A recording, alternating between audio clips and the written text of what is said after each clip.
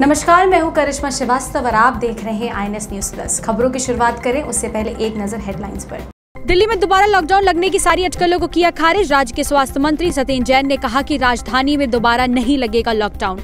Corona संकट के बीच पहली बार हुई जीएसटी काउंसिल की मीटिंग। काउंसिल ने लिया बड़ा फैसला, नील जीएसटी वाले कारोबारियों की लेट फी माफ। दिल्ली में कोरोना वायरस के बढ़ते केसेस को देखते हुए काफी अटकलें लगाए जा रहे थे कि दिल्ली में लॉकडाउन बढ़ाया जा सकता है, लेकिन शुक्रवार को राज्य के स्वास्थ्य मंत्री सत्येंद्र जैन ने कहा कि दिल्ली में लॉकडाउन नहीं बढ़ाया जाएगा। देखिए ये रिपोर्ट। दिल्ली में कोरोना वायरस के मामले अब तेजी से आगे बढ़ रहे हैं और हर रोज रिकॉर्ड टूट रहा है। इस बीच अटकलें लगाई जा रही थीं कि सख्ती के लिए एक बार फिर लॉकडाउन को लगाया जा सकता है। शुक्रवार को राज्य के स्वास्थ्य मंत्री सत्येंद्र जैन ने कहा कि दिल्ली में लॉकडाउन को नहीं बढ़ाया जाएगा। बता दें कि पिछले एक हफ्ते से दिल्ली में रोज 1000 से अधिक मामले सामने आ रहे हैं। ऐसे में जिस तरह से वायरस फैल रहा है, लोगों के मन में सवाल था कि क्या सख्ती को बढ़ाया जाएगा। इस बीच सत्येंद्र जैन ने इन अटकलों को खत्म किया। दूसरी ओर एमसीडी के द्वारा जो कोरोना वायरस से हुई मौतों का आंकड़ा जारी किया गया, उस पर सत्येंद्र जैन ने कहा कि उन्होंने दिल्ली सरकार को कोई डिटेल क्यों नहीं भेजी। नाम, उम्र और रिपोर्ट दे सकते हैं, सभी डिटेल हमें दे दीजिए और फिर साथ में कोरोना वायरस पॉजिटिव होने की रिपोर्ट भी दीजिए। बता दें कि दिल्ली एमसीडी की ओर से दावा किया गया था कि अब तक उन्होंने 2000 से अधिक लोगों के शवों का अंतिम संस्कार किया है, जो कि कोरोना वायरस से पीड़ित थे। हालांकि दिल्ली सरकार के आंकड़ों के मुताबिक अभी दिल्ली में कोरोना से 1000 के आसपास ही मौतें हुई हैं। ऐसे में इस पर विवाद हो रहा है। फिलहाल जिस स्पीड से दिल्ली में कोरोना मामले बढ़ रहे हैं, वो हर किसी के लिए चिंता का सबब बने हुए हैं। कोरोना संकट के बीच शुक्रवार को जीएसटी काउंसिल की पहली बैठक हुई।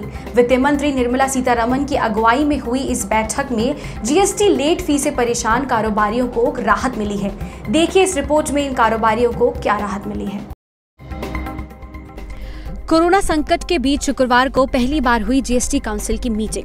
जीएसटी काउंसिल की बैठक में जीएसटी लेट फी से परेशान कारोबारियों को राहत मिली है। बैठक में छोटे टैक्स पेयर्स को राहत देने पर सहमति बन गई है। सालाना 5 करोड़ रुपए से कम टर्नओवर वाले कारोबारियों को फरवरी से जून 2020 के बीच रिटर्न फाइल करने पर सिर्फ 9% ब्याज चुकाना होगा। जुलाई 2017 से जनवरी 2020 तक लेट फीस माफ हुई। नील जीएसटी वाले कारोबारियों की लेट फी माफ हुई। जीएसटी 3B के लिए लेट फीस 500 रुपए महीना देना होगा। जीएसटी 3B के लिए एक विंडो मुहैया कराई गई है। विंडो 1 जुलाई से 3 सितंबर तक खुली रहेगी।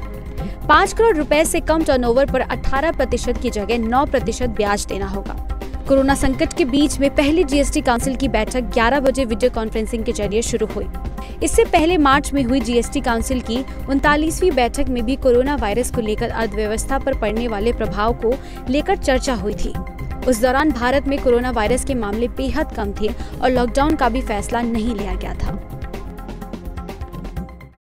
कोरोना संकट के बीच कांग्रेस के पूर्व अध्यक्ष राहुल गांधी ने कई एक्सपर्ट से बात की और इस बार राहुल गांधी ने पूर्व अमेरिकी राजनयिक निकोलस बर्न्स से बात की।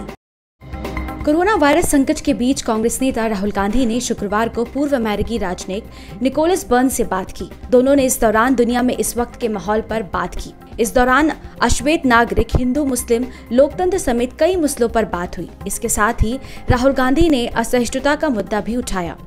The thing we share, and I think why our partnership works, is because we are tolerant systems. You mentioned that you're an immigrant nation. We are a very, very tolerant nation. Our DNA is supposed to be tolerant. We're supposed to accept new ideas. We're supposed to be open. But the surprising thing is that that open DNA is sort of disappeared.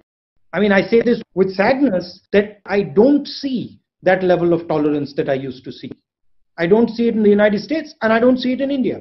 Rahul Gandhi के असहिष्णुता वाले सवाल पर Nicholas ने कहा, America जरूर इस सब से निकल आएगा।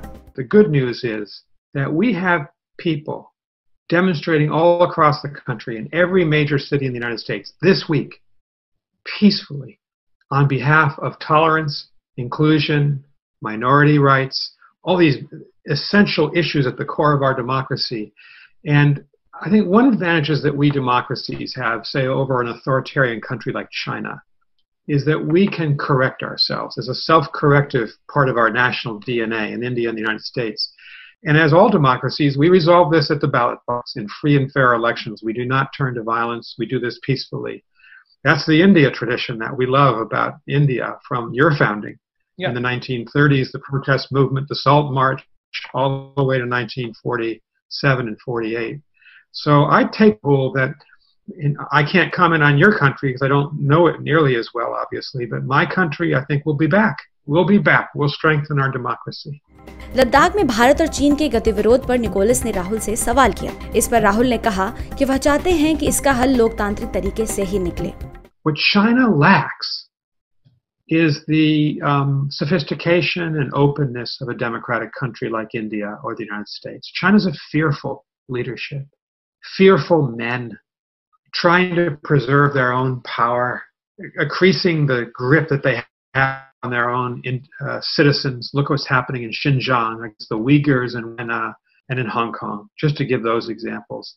And I actually think I'm hopeful about the future of India and the United States. I worry the Chinese system is not going to be flexible enough to accommodate the desires of the Chinese people for human freedom and liberty. So I'm a champion of democracy, as are you. I have confidence that democracies will survive these tests. दरअसल Rahul Gandhi lockdown के बीच लगातार expert से बात कर रहे हैं। हाल ही में राहुल गांधी ने बिजनेसमैन राजीव बजाज से भी संवाद किया था। लगातार 6 दिन से पेट्रोल और डीजल के दामों में बढ़ोतरी देखी जा रही है। शुक्रवार को पेट्रोल की कीमत में 57 पैसा प्रति लीटर और डीजल की कीमत में 59 पैसा प्रति लीटर की वृद्धि हुई है। पेट्रोल और डीजल के दामों में बढ़त का सिलसिला बदस्तूर जारी है।